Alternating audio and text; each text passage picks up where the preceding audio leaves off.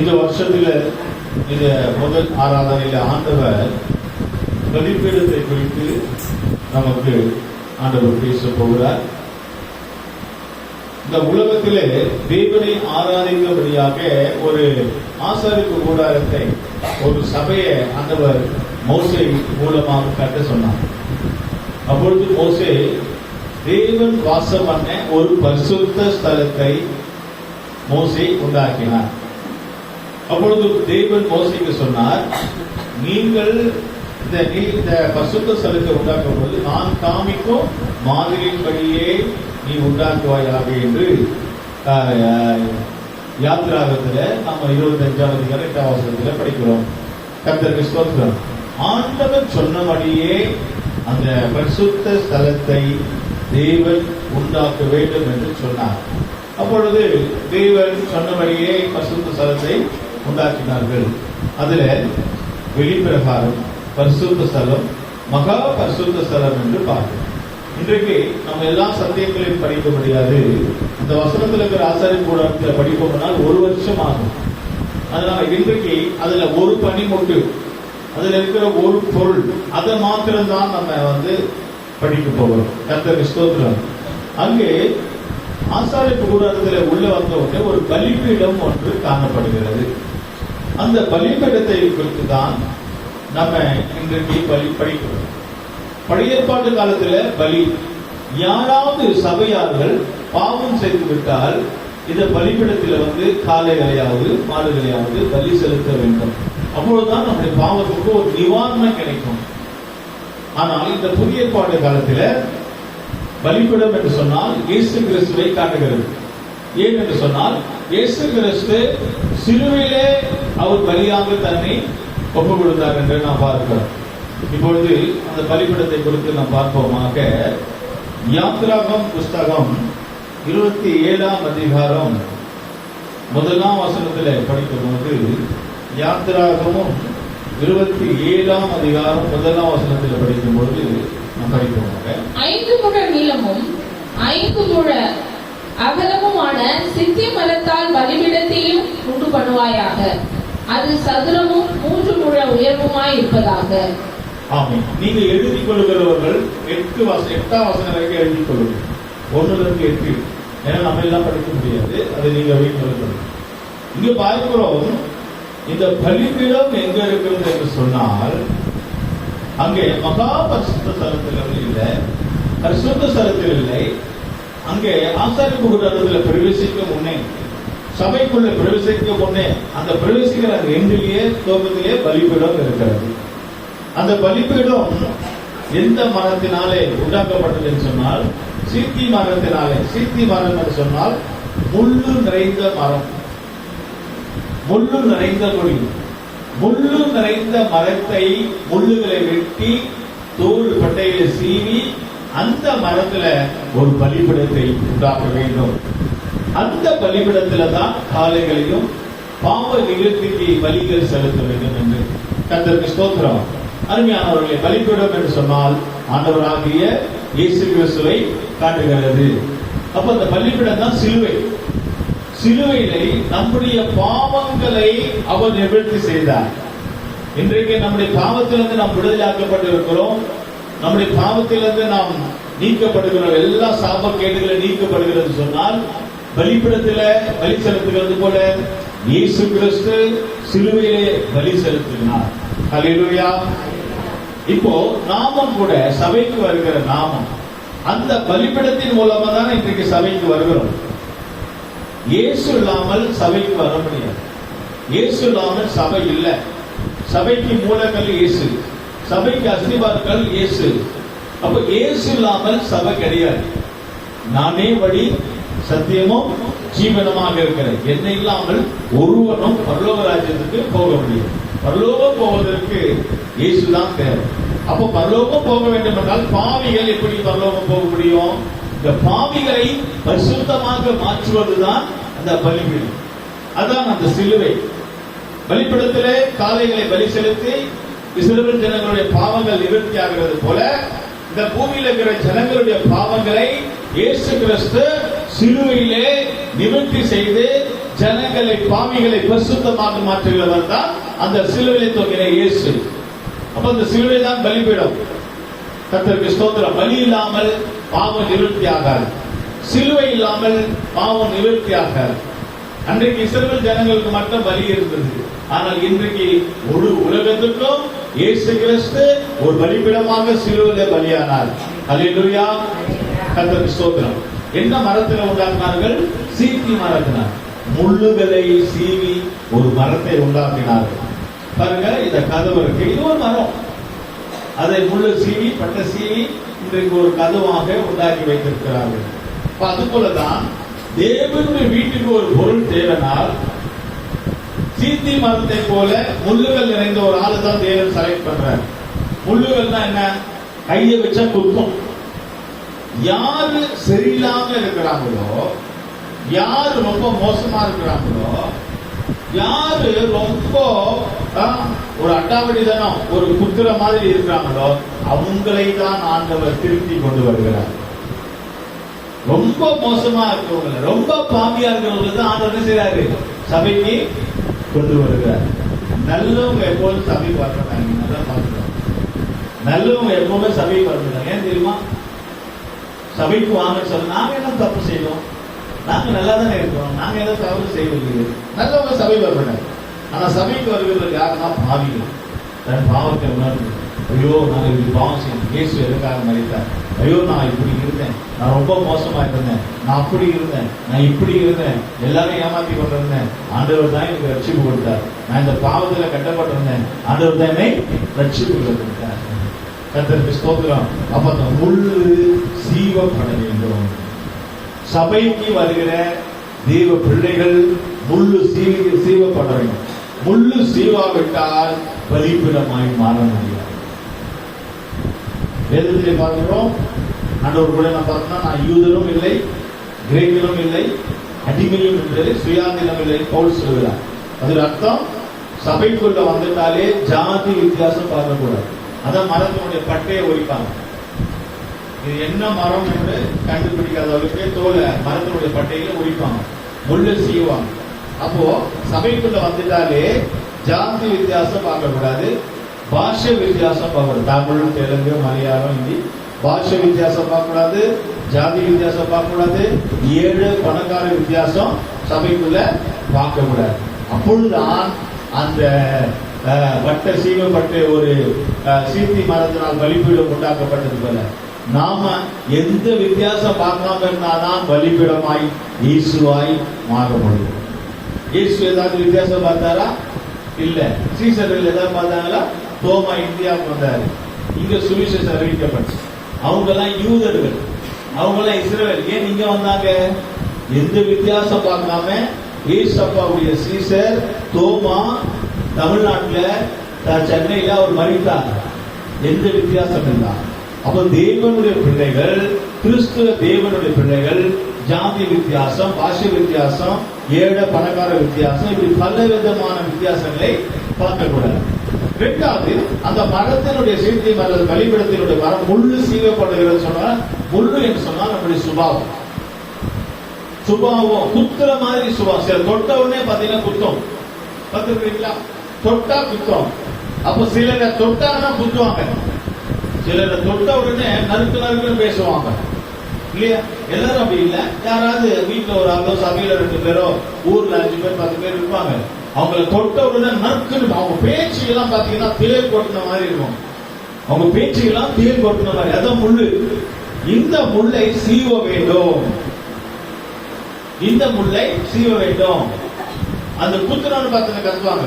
கோபம், எரிச்சல், பின்மாற்றம், பெருமை, சண்டை, அடங்காததனம், இதெல்லாம் இந்த முள்ள சீவனாதான் அது பலிபீடமாய் மாறும். நம்முடைய சுபாவத்தை, பழைய சுபாவத்தை வைத்துக் கொண்டு பலிபீடமாய் மாற முடியாது. ஈசப்பாவுடைய சுபாவம் எப்படி இருந்துச்சு? தன்னைத்தானே தாழ்த்தி அடிமை ரூபம் எடுத்தார். பழைய வருஷத்துல நாம எப்படி இருந்தோமோ, சபை எப்படி இருந்துச்சோ, ஜனங்கள் நீங்கள் எப்படி இருந்தீங்களோ போகட்டும். பல வருஷத்துல எப்படியோ போச்சு போட்டோம். இந்த புது வருஷத்துல அந்த சீத்தி மரத்தினுடைய முள்ளு சீவப்பட வேண்டும்.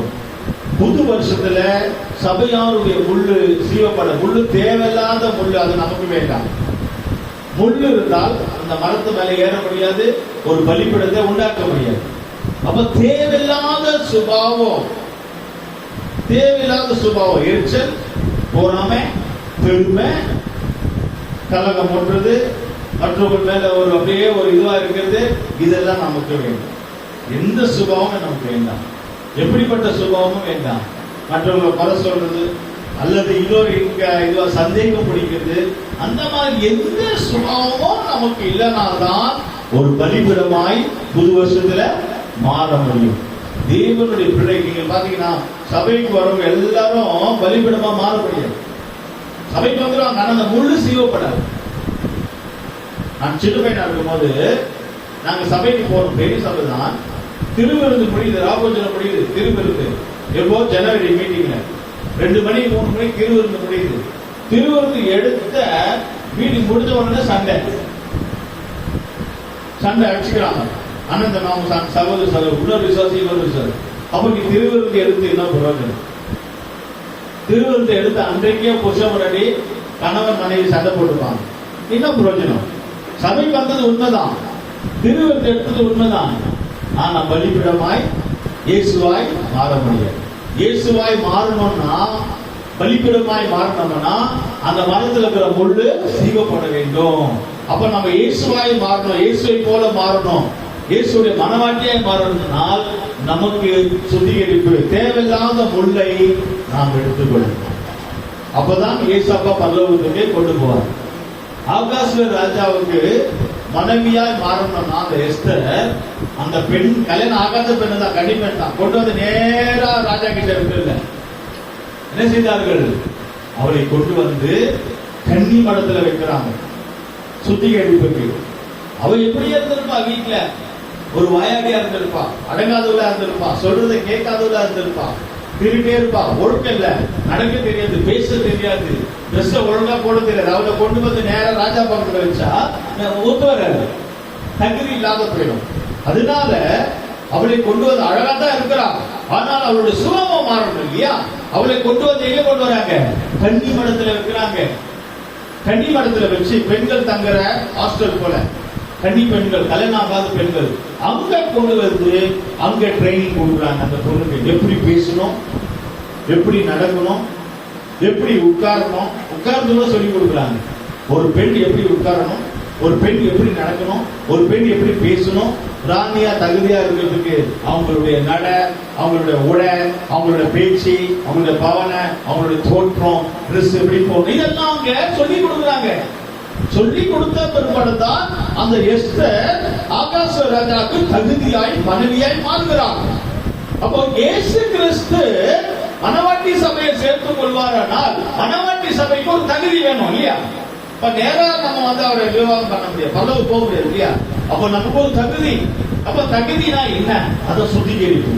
விட வேண்டியதை விடணும், பிடிக்க வேண்டியதை பிடிக்கணும், கைவிட வேண்டியதை விடணும், கற்றுக்கொள்ள வேண்டியதை கற்றுக்கொள்ளணும். அப்ப இந்த ஒழுங்குகள் தான் இருக்கு. இதெல்லாம் ஒழுங்குபட்டால்தான் இயேசுவுக்கு மனவாட்டியாய் மாற முடியும். மரம் இருந்தால் போதாது, அந்த முள்ளை வெட்டி எடுக்க வேண்டும். அப்பொழுதுதான் நல்ல ஒரு பலிபீடமாய் அங்க மாறினது போல நாமும் நல்ல ஒரு பலிபீடமாய் மாறலாம். ஹல்லேலூயா. பலிபீடம் என்று சொன்னால் என்ன? யார் காட்டுது? இயேசு கிறிஸ்துவை காட்டுகிறது. நம்ம இயேசுவை போல மாற வேண்டும் என்று சொன்னால் நாம் பலிபீடமாய் மாறணும். நாம் பலிபீடமாய் மாற வேண்டும் சொன்னால் தேவையில்லாத சுபாவங்களை வெட்டி வீச வேண்டும். கர்த்தருக்கு ஸ்தோத்திரம். இங்க நான் படிக்கும் போது பலிபீடம் எதை எது காட்டுகிறது தெரியுமா? ஒப்பு கொடுக்குதலை காட்டுகிறது. பலிபீடத்துல அவங்க ஒப்பு கொடுக்குறாங்க, பலி செலுத்த முடியும் இல்லையா? அப்போ பலிபீடம் ஆகிய சிலுவையிலே இயேசு கிறிஸ்து ஒப்பு கொடுத்தாரா? ஒப்பு கொடுத்தார். சிலுவையில் என்ன செய்தார்? ஒப்பு கொடுத்தார்.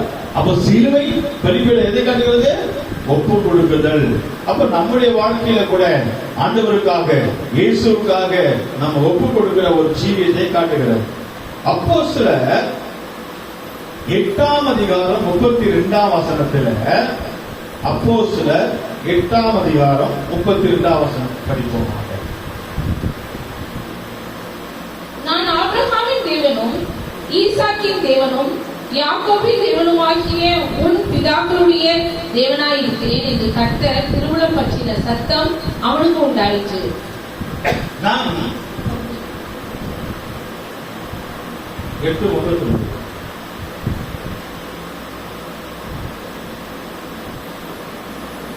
அவன் வாசித்த வேத வாக்கியம் என்னவென்றால், அவர் ஒரு ஆட்டை போல் அடிக்கப்படுவதற்கு கொண்டு போகப்பட்டார். மயில்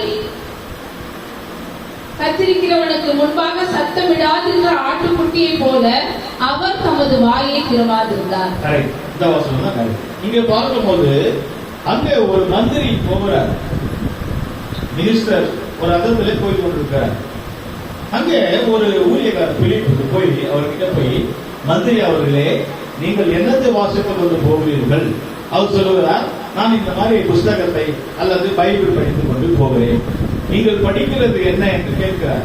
அவர் இந்த வார்த்தைகளை சொல்லுகிறார், ஒரு ஆட்டுக்குட்டி மயில் கத்திரிக்கத்தக்கதாக ஆட்டுக்குட்டியை அவன் பலிபீடத்துல அவன் அந்த ஆட்டு வெட்டுகிற இடத்துக்கு, ஆட்டுக்கறி விற்கிற இடத்துக்கு கறி கடைக்கு கொண்டு போகிறது போல அந்த ஆடு வாங்கி தரவாமல் அமைதியாக போகிறது. அதை நான் படித்துக் கொண்டிருக்கிறேன். அப்ப பிலிப்பு சொல்கிறார், ஊழியக்காரர் சொல்கிறார், அந்த ஆட்டுக்குட்டி யார் தெரியுமா? யாரு சொன்னால்தானே தெரியும், சொல்லாம எப்படி தெரியும்? அப்ப சொல்கிறார், அந்த ஆட்டுக்குட்டி இயேசு கிறிஸ்தான். அந்த மயில் கத்திரிக்கிறது என்று சொல்லும் பொழுது நான் ஒப்பு கொடுக்குதலை காட்டுகிறேன். நம்ம கூட பாத்தீங்கன்னா முடி வெற்ற கடைக்கு போவோம். எவ்வளவு அடங்காதவங்களா இருந்தாலும்,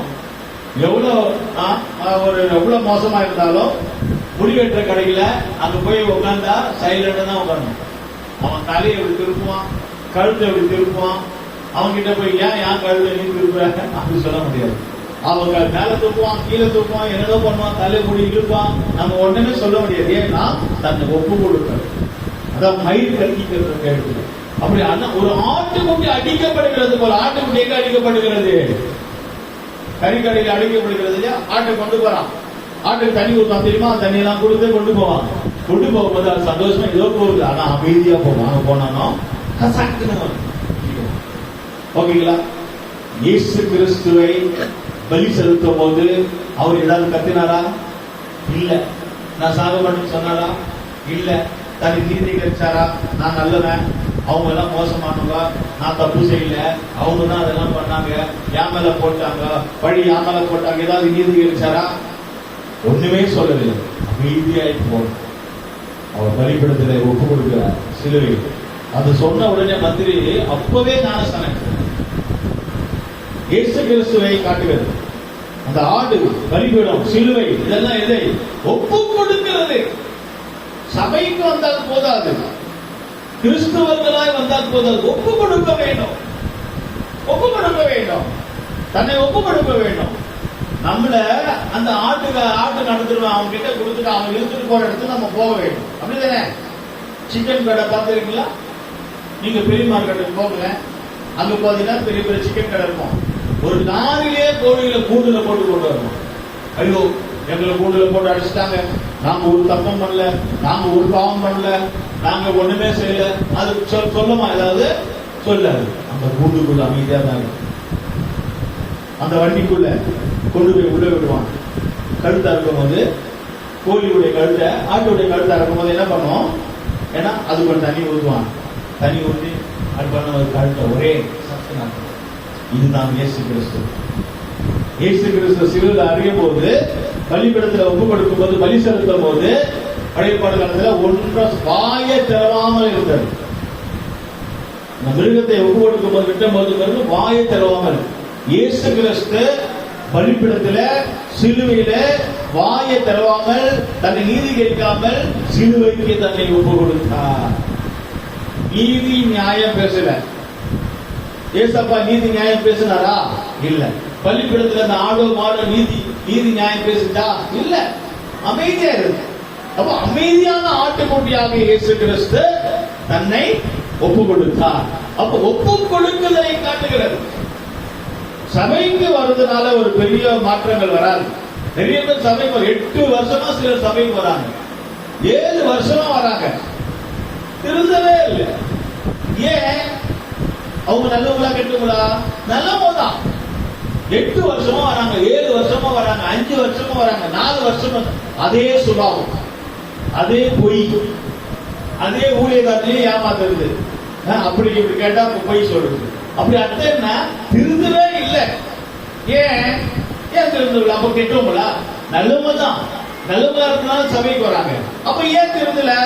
ஒப்பு கொடுக்கவில்லை. ஒப்பு கொடுக்கணும். வா பலிபீடத்துக்கு சொல்லி கொடுப்போம். வாயை திறக்க கூடாது.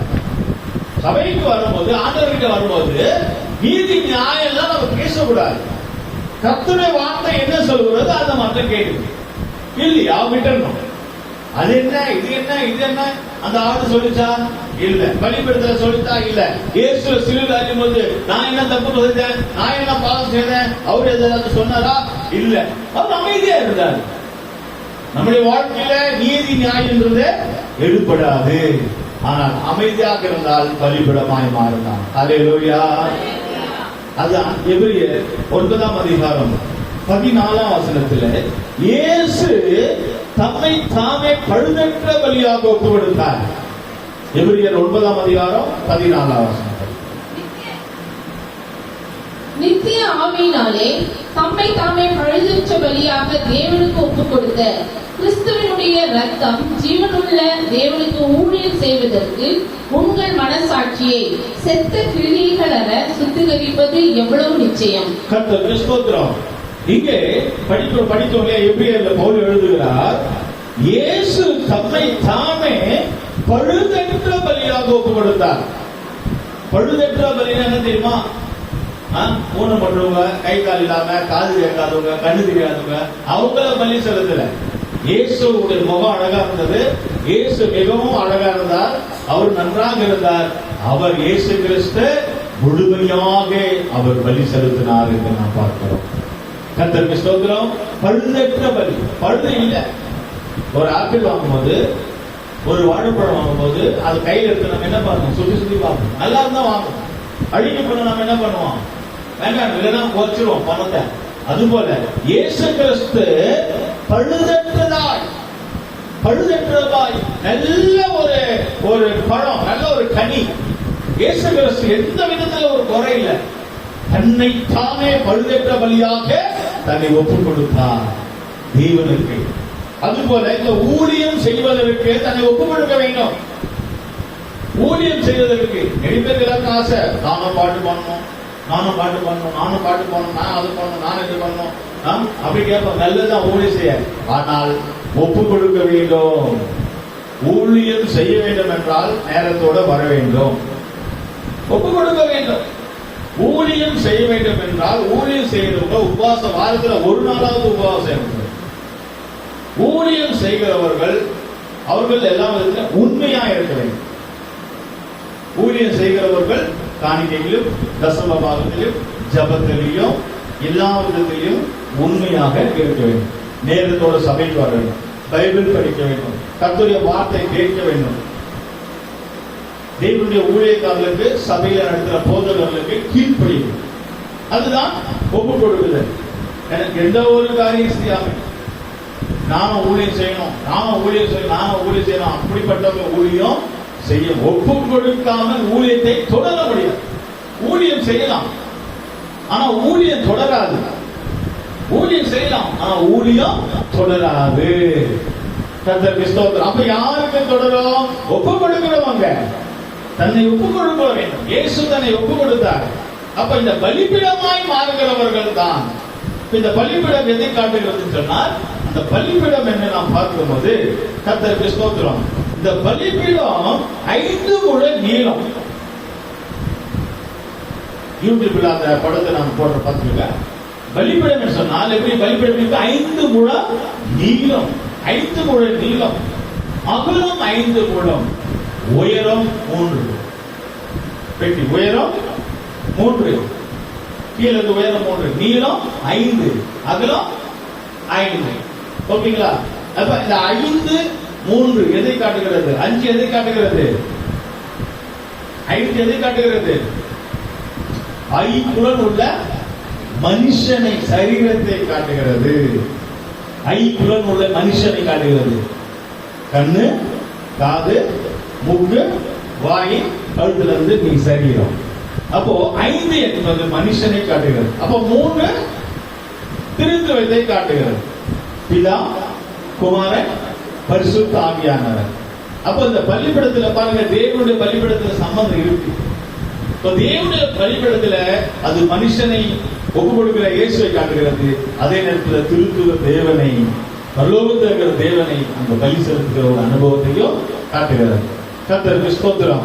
அருமையானவர்களே, இயேசு இந்த பூமியிலே அவர் எப்படி வந்தார் தெரியுமா? கடவுள் தேவனாகி கர்த்தர் மனித அவதாரம் எடுத்து இந்த பூமியில வந்தார். இயேசு கிறிஸ்துவாய். கிறிஸ்துமஸ் கொண்டாடணும் இல்லையா? கிறிஸ்துமஸ் இயேசு எப்படி பிறந்தார்?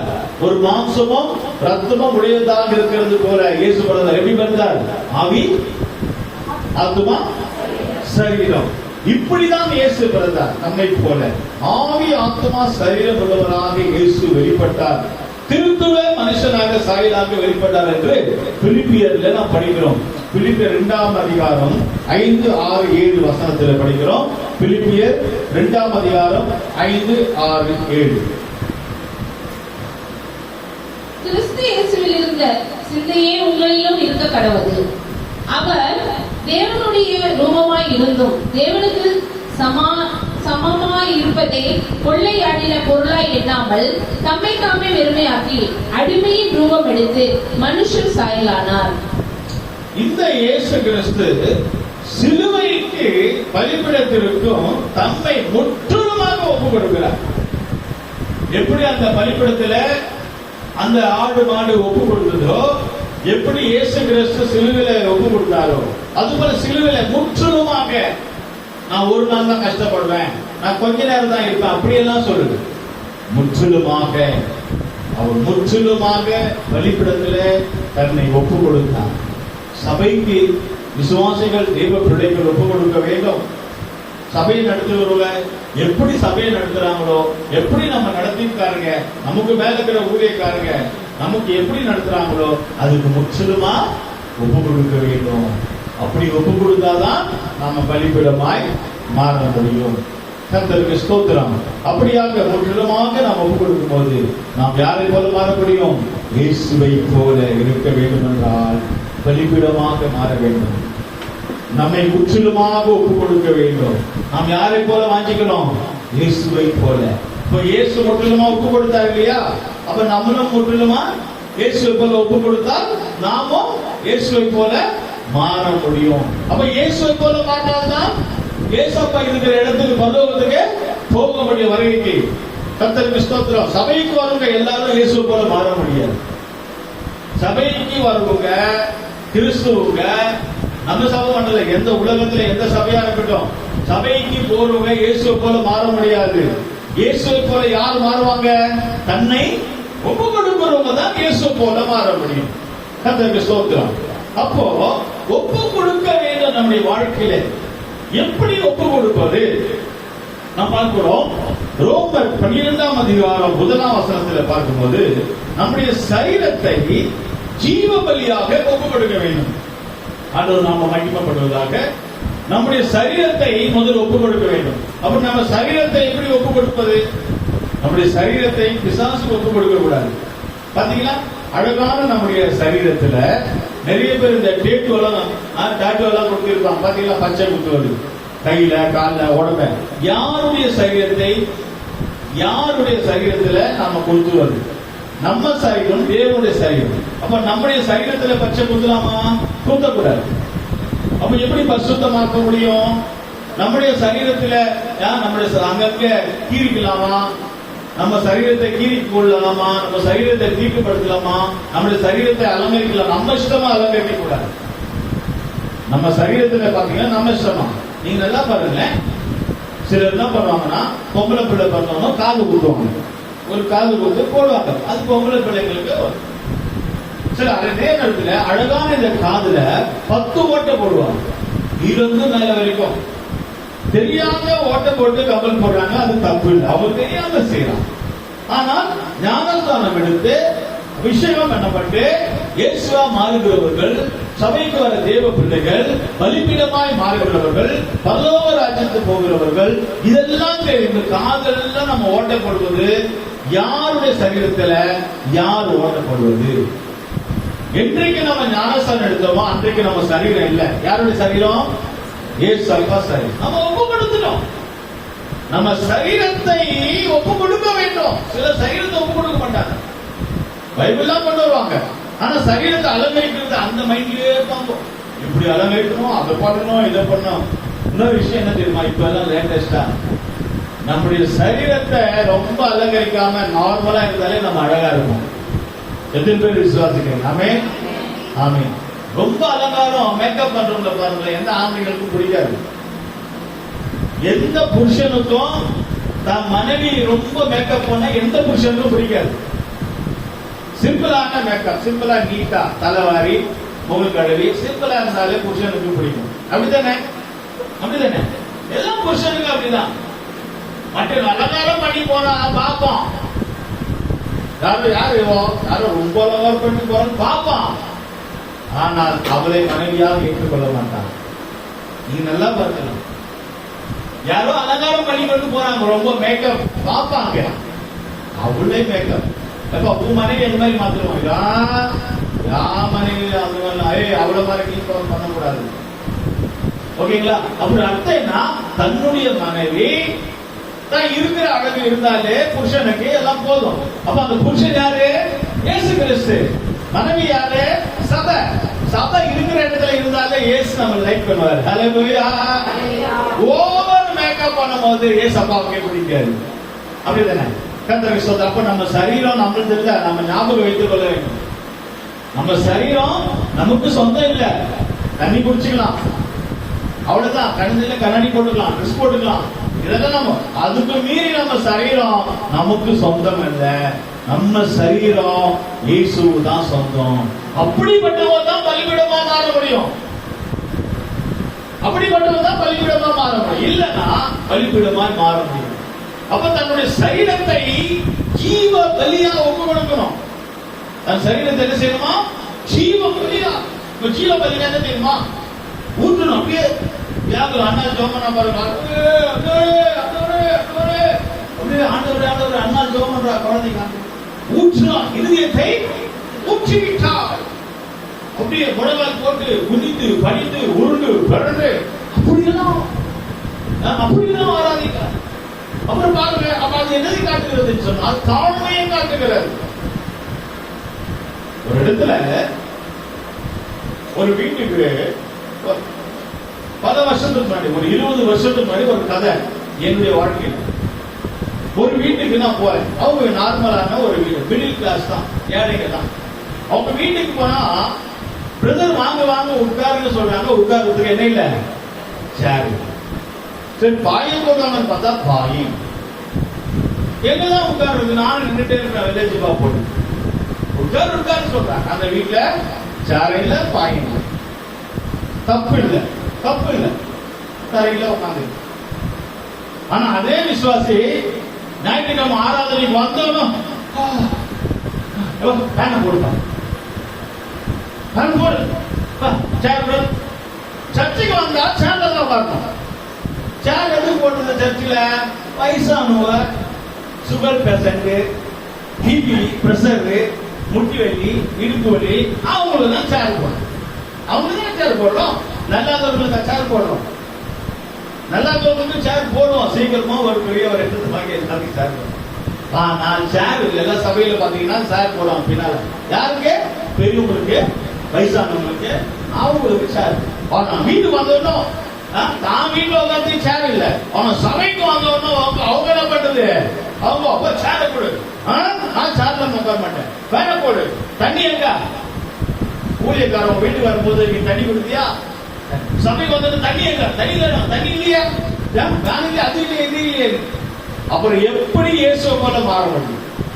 தன் சரீரத்தை ஜீவ பலியாக, தன் சரீரத்தை ஜீவ பலியா, சரீரத்துல கஷ்டப்படணும். யாருக்காக? யாருக்காக? இயேசுக்காக. இயேசுக்காக தான் ஒப்பு கொடுக்கணுங்க. நம்ம வீட்டுல பங்களா வீட்டுல இருக்கலாம், இயேசுக்காக ஒப்பு கொடுக்கணும்.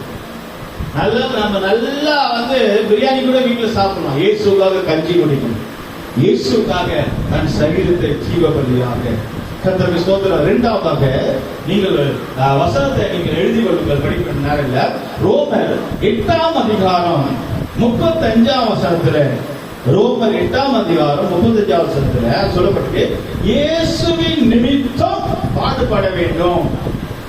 இயேசுவின் நிமித்தம் பாடுபட வேண்டுமா? எது வந்தாலும், பசியோ பட்டினியோ நிர்வாணமோ நாசம் மோசமோ எது வந்தாலும் இயேசுவின் அன்பை விட்டு பிரிப்பவன் யார்? இயேசுவின் அன்புக்காக நம்ம பாடுபட வேண்டும். இயேசப்பாவுக்காக கஷ்டப்பட வேண்டும். இயேசுவின் நிமித்தம் பாடுபடுகிறோமா? இயேசப்பா பாருங்க, சிலுவையில பாடுபட்டார். அப்ப நம்ம பலிபீடமாய் மாறணும்னா, நம்மளும் இயேசுவை போல மாறணும்னா இயேசப்பாவை போல பாடுபடணுமே. இயேசுவுக்காக எவ்வளவு குடும்பத்துல ஒரு மனைவி புருஷனுக்காக கஷ்டப்படுறாங்க தெரியுமா? காலையில 5 மணிக்கெல்லாம் எழுந்து புருஷனுக்கு டிஃபன் எல்லாம் செய்து, பிள்ளைங்களுக்கு டீயெல்லாம் போட்டு, புருஷனை வேலைக்கு அனுப்பி, பிள்ளைங்களை ஸ்கூலுக்கு ரெடி பண்ணி, பிள்ளைங்களை ஸ்கூலுக்கு அனுப்பி, அதுக்கப்புறம் வீட்டை கழுவி பெருக்கி போட்டு 11 மணிக்கு தான் நாஸ்டா சாப்பிடுறாங்க மனைவி. 11 மணிக்கு நாஸ்டா சாப்பிட்டு, அதுக்கப்புறம் துணி துவைச்சு, அதுக்கப்புறம் அந்த துணியை காய வச்சு, அதுக்கப்புறம் அந்த துணியை அயன் பண்ணி, அதுக்கப்புறம் மதியான சாப்பாடு சாப்பிட்டு 3 மணிக்கு, அதுக்கப்புறமா 5 மணிக்கு பிள்ளைங்களாம் ஸ்கூல்ல இருந்து வந்துருவாங்க, அவங்களுக்கு ஏதாவது ஸ்நாக்ஸ் பண்ணி, அதுக்கப்புறம் இரும்பு ஒரு டீயை குடிச்சு 7 மணி படுக்கிற நேரத்துல புருஷங்காரன் வந்துருவான். என்ன பண்ற நீ பாதியில இருந்து படுத்துட்டு இருக்க, அவங்க அங்க வாங்க சொல்லி அவனுக்கு ஒரு டீயை போட்டு காப்பி கொடுத்து, அப்புறம் டியூஷனுக்கு பிள்ளைங்களை அனுப்பி, டியூஷன்ல இருந்து பிள்ளைங்க 8 மணிக்கு வருவாங்க. 8 மணிக்கு அவங்க புருஷங்காரங்க 8:30 மணிக்கெல்லாம் சாப்பாடு செய்யணும். இதுல அந்த மாமியார் மாமனார் நாத்தனார் குழந்தைனாரு அவன் இவன் குடும்பத்துல எல்லாரும் இருப்பாங்க இல்லையா? இத்தனை பேர் எல்லாம் செய்து கடைசியில சாப்பாட்டுல சேர்த்து பாத்திரம் கழுவி முடிக்கிறது மணி 10:30 மணி. 10:30 மணிக்கு படுக்கலான்னு அந்த மனைவி போகும்போது மாமியாரோ இல்ல அந்த புருஷனோ கேட்கிறாங்க, இவ்வளவு சீக்கிரமா படுக்க போயிருது, 10 மணிக்கெல்லாம் படுக்க போயிட்டா அப்படின்னு சொல்லுவாங்க. நம்ம சபையில யாரும் சொல்ல மாட்டாங்க நினைக்கிறேன். ஏன் நம்ம சபையில பாத்திரமே கழுவ மாட்டேன், அடுத்த நாள் தானே கழுவணும். எங்க வீட்டுல கழுவிடுவோம்பா, எங்க வீட்டுல கழுவிட்டு தான் படுக்கும். கர்த்தருக்கு ஸ்தோத்திரம். அப்போ நாம இவ்வளவு வேலையை செய்து முடிச்சா என்ன பேரு அப்படின்னு சொல்லுவாங்க, மனைவிமார்கள். அப்படிதானே? கர்த்தருக்கு ஸ்தோத்திரம். புருஷமார்களுக்கு என்ன? புருஷமார்களுக்கு தான் அவங்களுக்கு கஷ்டம் இருக்கு, அவங்களுக்கு சரீரத்துல கஷ்டம் இருக்கு, ஆத்மாவிலே கஷ்டம். புருஷமார்கள் என்ன பண்ணுவாங்க? வீட்டு வாசல்ல ஒரு லுங்கியை கட்டிக்கிட்டு வயிற்றுல கையை வச்சுக்கிட்டு சொந்தராந்தவரே சொந்தராந்தவரே சொந்தராந்தவரே, மனைவிமாரு அவங்களும் வீட்டு வாசல்ல உட்காந்துட்டு ஒரே சந்தோஷம், ஆமென் ஹல்லேலூயா ஹல்லேலூயா ஹல்லேலூயா ஆமென் ஆமென் புது கோலம் கொண்டாடுவோம். யாரு? மனைவிமாரு சந்தோஷமா பாட்டு. எதுக்கு எதுக்கு? கிறிஸ்துமஸ் வந்துச்சு, எங்க வீட்டுக்கு துணி எல்லாம் எடுக்க, எங்க கிறிஸ்துமஸ் வந்துச்சுங்க துணி எடுங்க, பணம் எடுக்க இல்லையா அது அப்புறப்பட்ட விஷயம். இவரு புருஷக்கார வயிற்றுல கை வச்சுக்கிட்டு ஐயோ துணி எடுக்கிறவங்க, பிள்ளைகளுக்கு துணி எடுக்கணும், எல்லாத்துக்கும் துணி எடுக்கணும், பணம் எங்க போறது? ஆபீஸ்ல வாங்கியாச்சு, கடன் வாங்கியாச்சு, வீட்டுல அது கட்டியாச்சு, அங்க ஒரு மொய் எழுதாச்சு, என்ன பண்றது? யாருக்கிட்ட போய் கேட்கறது? என்ன யோசிக்கிறது? புருஷக்கார வயிற்றுல கை வச்சுட்டு இருக்கிறான். புருஷக்காரங்க சரீரத்தில் ஆத்மாவில போராட்டம். நீ எத்தனை காரியம் செய்தாலும் மனைவிக்கு ஒரு புடவை எடுத்து கொடுக்கலனால் அவன் என்ன பண்ணுவான்? அவனை என்ன பண்ணுவா? நீ 50 லட்சத்துக்கு வீடு வாங்கி கொடு, நீ 2 லட்சம் ரூபாய் கார் வாங்கி பைக் வாங்கி கொடு, நீ என்ன வேணாலும் வாங்கி கொடு. நீ நல்ல நாள்ல ஒரு 500 ரூபாய் கொடுக்கல, கலகலா பலகாரம் எல்லாம் செய்ய, ஒரு 200 ரூபாய்க்கு பிரியாணி வாங்கி கொடுக்கல, ஒரு 700 ரூபாய்க்கு சாரி எடுத்து கொடுக்கல, உடனே காலி பண்ணுவான். அவ்வளவுதான், முடிஞ்சது. உன்னெல்லாம் கட்சி என்ன பிரயோஜனம்? கல்யாணம் எத்தனை வருஷம் ஆச்சு? 20 வருஷம் ஆச்சு. 20 வருஷம் பத்தில உன்னெல்லாம் கட்டி, இப்ப அந்த வேதனை புருஷனுக்கு, இந்த வேதனை மனைவிக்கு. அதெல்லாம் நம்ம உலகத்துல பாடுபடுறோமா இல்லையா? கஷ்டப்படுறோம் இல்லையா? வேலை முடிஞ்ச உடனே புருஷக்காரன் 7 மணிக்கு வேலை முடிஞ்ச உடனே அவன் புருஷக்காரன் தெரியுமா செய்யறான்? ஐயோ நம்ம பையன் ஒரு சாக்லேட் கேட்டானே, நம்ம பொண்ணு 100 ரூபாய் கேட்டால, இந்த 100 ரூபாய் சம்பாதிக்கிறதுக்கு வேற ஏதாவது ஒரு வேலை செய்யலாமான்னு பிளான் பண்ணிட்டு இருப்பான். அவன் யோசிப்பான், எக்ஸ்ட்ரா ஒரு ஏதாவது வேலை செய்யலாமா, ரூபாய் சம்பாதிக்கிறதுக்கு ஏதாவது பண்ணலாமான்னு அவன் ஒரு பிளான் பண்ணிட்டு இருப்பான். ஓகேவா? வீட்டுல இருக்கிற மனைவி அவங்க ஒரு பிளான் பண்ணுவாங்க. இவன் வந்த உடனே கடிகாரமே இதை வாங்குறதுக்கு. வீட்டுல அது இல்ல, இது இல்ல. இந்த மாதிரி கஷ்டங்கள் பொதுவான கஷ்டம் உலகத்துல. இதெல்லாம் பொதுவான கஷ்டம். ஆனா இங்க சொல்லுகிறது, இயேசு நிமித்தம் நீ கஷ்டப்படுகிறாயா? ஏசப்பாவின் நிமித்தம் நீ கஷ்டப்பட்டாயா? இயேசுக்காக நீ கஷ்டம் பண்ணாயா? தியாகம் பண்ணாயா? இயேசுக்காக நீ ஆண்டவருக்காக கஷ்டப்பட்டாயா? பாடுபட விருப்பமா? நேரத்தோட வந்து உட்கார விருப்பமா? முழங்கால் போட உனக்கு விருப்பமா? இரவு நேரத்தில் செபிக்க உனக்கு விருப்பமா? பைபிள் படிக்க விருப்பமா? வாஸ்டிங் எடுக்க உனக்கு விருப்பமா? கர்த்தருக்கு சாட்சி சொல்ல விருப்பமா? கர்த்தருக்காக வைராக்கியமா ஜீவிக்க உனக்கு விருப்பமா? விருப்பமா இயேசுக்காக பாடுபட? கர்த்தருக்கு ஸ்தோத்திரம். ஒரு மனைவிக்காக புருஷன் எவ்வளவு கஷ்டப்படுறான், புருஷனுக்காக மனைவி எவ்வளவு கஷ்டப்படுகிறா, இதெல்லாம் உலக பிரகாரம். ஆனால் இயேசுக்காக கஷ்டப்படுகிறாயா? இயேசுக்காக பாடுபடுகிறவர்கள் தான் ஒப்பு கொடுக்குதலை காட்டுகிறோம். கர்த்தருக்கு ஸ்தோத்திரம். மூன்றாவது அனுபவத்தில் நாம் பார்க்கிறோம் 2 தீமோத்தேயு 1 அதிகாரம் 12 வசனம். 2 தீமோத்தேயு 1 அதிகாரம் 12 வசனத்துல, நாம் இயேசுவுக்கு ஒப்பு கொடுத்தால் அவர் அந்த நாள் வரைக்கும் நம்மை பாதுகாப்பார். ஹல்லேலூயா. இன்றைக்கு நாம் இயேசுவுக்காக ஒப்பு கொடுத்தால் இயேசு வருகை வர வரைக்கும் நம்மளை பாதுகாப்பார். நிறைய பேர் பாத்தீங்கன்னா சபைக்கு வருவாங்க, திடீர்னு போவாங்க, திடீர்னு வருவாங்க, திடீர்னு போவாங்க. ஒரு கூட்டம் அப்படி இருக்கும், திடீர்னு வரும், திடீர்னு போகும். ஆனா அது வந்துட்டே தான் இருப்பாங்க. ஒரு கூட்டம் வந்தவங்க வந்துட்டே இருப்பாங்க, நின்றுவாங்க. ஒரு கூட்டம் வந்து போயிடும், அது வரவே வராது. வந்தவங்க திருப்பி போயிடும், வரவே மாட்டாங்க. ஆனா ஒரு கூட்டம் எப்படி மாசத்துல 2 வரும். என்ன வருது மாசத்துல 2? அமாவாசை, பௌர்ணமி. பௌர்ணமி, அமாவாசை. அப்ப இந்த அமாவாசை பௌர்ணமி மாசத்துல 2 வருது போல சிலர்லாம் மாசத்துக்கு 2 ஆராதனை வருவாங்க. அவ்வளவுதான் வருவாங்க, பௌர்ணமிக்கு போயிடுவாங்க, அடுத்த அமாவாசைக்கு வருவாங்க, போயிடுவாங்க. ஆனால் சிலர் அப்படின்னா ஒவ்வொரு நாளும் இயேசுவுக்கு ஒப்பு கொடுத்திருப்பாங்க. அவங்களதான் ஆண்டவர் பாதுகாப்புன்னு சொல்லுவாங்க. அந்த நாள் வரைக்கும் ஒரு கேள்வி வரல, இவங்க சபைக்கு வந்தாங்க காணுமே, ஏன் வரலன்னா ஒப்பு கொடுக்கல. ஒப்பு கொடுக்காதவங்களை எப்படி ஆண்டவர் பாதுகாப்பாரு? யார் ஒப்பு கொடுக்கிறார்களோ அவர்களை தான் இயேசுவின் வருகைக்கு வரைக்கும் அந்த நாள் வரைக்கும் ஆண்டவர் பாதுகாப்பார். அல்லேலூயா. கர்த்தருக்கு ஸ்தோத்திரம். அந்த நாள் வரைக்கும் சில பாருங்க, சின்ன வயசுல இருந்து சபைக்கு போயிட்டே இருப்பான், வருஷம் கணக்கா. நான் ஒப்பு கொடுக்க, ஒப்பு கொடுக்காமல் சபையில நிலைத்திருக்க முடியாது. இயேசு தன்னை சிலுவைக்கு ஒப்பு கொடுத்தார், அவர் பலிபீடமாய் மாறினார். நம்ம கூட சபைக்கு ஆண்டவருக்காக ஒப்பு கொடுக்கும் போது கர்த்தர் நம்மளை பலிபீடமாய் ஒரு சிலுவையில் உயர்த்துறது போல இயேசுவை போல நம்மளும் இயேசுவை போல மாற்றப்பட முடியும். அந்த நாள் வரைக்கும் கர்த்தர் நம்மளை பாதுகாப்பார். நான்காவதாக அப்போஸ்தலர் 9 அதிகாரம் 6 வசனத்துல பவுல் ஆண்டவரை நோக்கி நான் என்ன செய்ய வேண்டும் என்று கேட்டான். அதாவது புதிய ஏற்பாட்டு சவுல்ல, புதிய ஏற்பாட்டு சவுல் பவுலா மாறினார் இல்லையா? அப்போஸ்தலர் 9 அதிகாரம் 6 வசனத்துல குறிச்சு வச்சிருக்கீங்க. ஆண்டவர் சவுலை சந்திக்கிறார். சவுலே சவுலே, முள்ளில் உதிக்கிறது ஒன்று கடினமோ, ஏன் கிறிஸ்துவுக்கு விரோதமாய் செய்கிறேன் என்று சொல்லி ஆண்டவர் ரட்சிக்க கொடுத்தார். இப்பொழுது சவுலுக்கு ரட்சிக்கப்பட்டார். இப்ப அந்த பவுல் என்ன சொல்கிறார்? ஆண்டவரே நான் என்ன செய்ய வேண்டும்? ஒப்பு கொடுக்கிறதை பாருங்க. நான் என்ன செய்ய வேண்டும் என்று கேட்கிறார். கர்த்தர் சவுலை பவுலாக மாற்றி ஒரு பெரிய ஊழியக்காரனாக மாற்றினார்.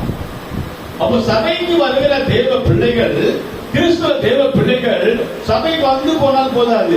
சபைக்கு வரும்போது கேட்கணும், ஆண்டவரே நான் என்ன செய்ய சித்தமாக இருக்கிறேன், என்னை ஒப்பு கொடுக்கிறேன், நான் இந்த ஊழியத்துக்காக ஒப்பு கொடுக்கிறேன், சபையில் ஒரு வேலைக்காக ஒப்பு கொடுக்கிறேன், பரிசுத்தமா ஜீவிக்க ஒப்பு கொடுக்கிறேன், விசுவாசமா ஜீவிக்க ஒப்பு கொடுக்கிறேன், ஞானஸ்தானம் எடுக்க ஒப்பு கொடுக்கிறேன், அபிஷேகம் பெற ஒப்பு கொடுக்கிறேன், சண்டே ஸ்கூல் படிக்க ஒப்பு கொடுக்கிறேன். ஆண்டவரே உமக்காக நான் ஒப்பு கொடுக்கிறேன், நான் என்ன செய்யணும் என்று கேட்கணும். கத்து கேட்பாங்க சில தேவனுடைய பிள்ளைகள், விசுவாசிகள். இந்த ஜனவரியில கூட சில விசுவாசிகள் போன் பண்ணி, பாஸ்டர் நாங்க என்ன கொண்டு வரணும், பிஸ்கெட் கொண்டு வரணுமா, கேக் கொண்டு வரணுமா கேட்காங்க. அதுதான் கேட்குது, ஒப்பு கொடுக்கணும். அப்பா சொல்லுவாரு, நீ கேக் வேண்டாம், பிஸ்கெட் கொண்டு வா, பிஸ்கெட் வேண்டாம், கேக் கொண்டு வா இல்லையா? சொல்லாத வாங்கிட்டு வந்தா அது வேஸ்டா போகும். இருக்கிறதே வாங்கிட்டு வந்தாங்க, என்ன பண்றது சொல்லுங்க? அப்ப நமக்கு அந்த சந்தோஷமா ஏற்றுக்கொள்ள முடியாது. ஒப்பு கொடுக்குதல் என்று சொல்லும் போது நான் என்ன செய்ய வேண்டும் என்று ஆண்டவர்கிட்ட கேட்க வேண்டும். அடுத்ததாக 4 காரியங்களை நாம் 5 காரியங்கள் பார்த்தோம். 6வது காரியத்தில் பார்க்கும்போது அப்போஸ்தலர் 16ஆம் அதிகாரம் 30ஆம் வசனத்துல காவல்காரன் பவுலை நோக்கி நான் என்ன செய்ய வேண்டும்? அங்கே பவுல் அங்க ஜெயில சிறைச்சாலையில் இருக்கும்போது அவர் விடுதலையாக்கப்படுகிறார் ஆண்டவர். அங்க காவல்காரன் கேட்கிறான் நான் என்ன செய்ய வேண்டும்? 16:30 ரட்சிக்கப்படாத மனுஷன் அவன் கேட்கிறான் நாங்க என்ன செய்ய வேண்டும்? நம்ம ஆண்டவருடைய ஊழியக்காரத்தை பார்த்து கேட்கணும், நாங்கள் என்ன செய்யணும், நாங்கள் எந்த வேலை செய்யணும், நாங்க எந்த ஜபத்துக்கு வரணும், நாங்க என்ன செய்யணும், நாங்க குடும்பத்தை எப்படி கட்டணும், வீடு எப்படி கட்டணும், எப்படி வீட்டுக்கு பால் காசணும், எப்ப வீட்டுல ஜபம் வைக்கணும். பாஸ்டரா சொல்லக்கூடாது, தேவ பிள்ளைகள் கேட்க வேண்டும். சபைக்கு வாங்கன்னு தான் பாஸ்டர் சொல்லுவார். மற்ற எல்லா விஷயத்தையும் தேவ ஜனங்கள் தான் கேட்கணும் நாம் என்ன செய்ய வேண்டும் என்று. அடுத்ததாக அடுத்த காரியத்தில் பார்க்கும்போது 7வது காரியத்துல அப்போஸ்தலர் 2ஆம் அதிகாரம் 37ஆம் வசனத்துல பேதுரு பிரசங்கம் பண்ணும்போது ஜனங்கள் பேதுருவை நோக்கி நாங்கள் என்ன செய்ய வேண்டும் என்று கேட்டார். பேதுரு பிரசங்கம் பண்ணி கொண்டிருக்கிறார். அங்க வந்த ஜனங்கள் ஆயிரக்கணக்கான ஜனங்கள், 3000 பேர், ஆயிரக்கணக்கான ஜனங்கள். ஆனா அந்த 3000 பேர் கேட்கிறாங்க நாங்கள் என்ன செய்ய வேண்டும்? பேதுரு சொன்னால் நீங்கள் பிதா குமாரன் பரிசுத்தாவினாலே ஞானஸ்நானம் எடுத்து மனம் திரும்புங்கள். அல்லேலூயா. ஆண்டவருடைய ஊழியக்காரர்கள் கேட்கிறோம் நாங்கள் என்ன செய்ய வேண்டும்? ஞானஸ்நானம் எடுக்க வேண்டுமா? நாங்கள் சபைக்கு வர வேண்டுமா? நாங்கள் ஏதாவது ஊழியத்துக்கு உதவ வேண்டுமா? நாங்கள் தசமமாக கொடுக்க வேண்டுமா? நாங்கள் காணிக்கை கொடுக்க வேண்டுமா? நாங்கள் ஊழியர் செய்யணுமா? நாங்கள் என்ன செய்கிறோம் என்பதை பேதுருகிட்ட கேட்டது போல நம்ம ஆண்டவர்கிட்ட கர்த்தருடைய ஊழியக்காரர்கள் கேட்கலாம். நமக்கு என்ன முடியுமோ என்ன செய்ய வேண்டும்? அப்பொழுது சொல்கிறார் நீங்கள் ஞானஸ்நானம் எடுத்து மனம் திரும்புங்கள், பரிசுத்தாவின் வரத்தை பெற்றுக் கொள்கிறீர்கள். அப்ப என்ன கேட்டாதான் பரலோகத்தில் வரம் வருது. நம்ம சும்மா ஒண்ணு கேட்காம அமைதியா இருந்தா ஒண்ணுமே வராது.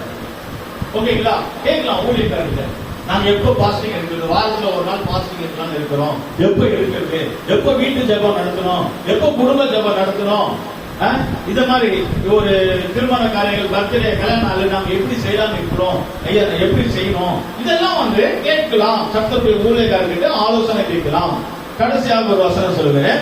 மத்திய 19ஆம் அதிகாரம் 14ஆம் வசனத்தில் 8வதாக ஒருவன் நித்திய ஜீவனை பெற நான் என்ன செய்ய வேண்டும் என்று இயேசு பின்னாடி வருகிறான். மத்தியோ 19ஆம் அதிகாரம் 16ஆம் வசனத்தில் ஒருவன் சொல்கிறான் நித்திய ஜீவனை பெற நான் என்ன செய்ய வேண்டும்? அருமையானவர்களே, நித்திய ஜீவனை பெற நான் என்ன செய்ய வேண்டும் என்று இயேசுவின் பின்னே வருகிறான். பரலோகத்தில் போட்டு நான் என்ன செய்ய வேண்டும்? பரிசுத்த ஆவியின் அபிஷேகம் பெற நான் என்ன செய்ய வேண்டும்? குடும்பத்தில் கஷ்டமா இருக்கு, சம்பாதிச்சாலும் கையில பணம் நிக்க மாட்டேது, தேவையில்லாத செலவு வருது, ஹாஸ்பிட்டல் செலவு வருது, பிள்ளைகளுக்கு வியாதி நோய் வருகிறது. நாங்கள் என்ன செய்ய வேண்டும்? நாங்கள் என்ன செய்ய வேண்டும்? நாங்கள் எந்த வேலைக்கு போக வேண்டும்?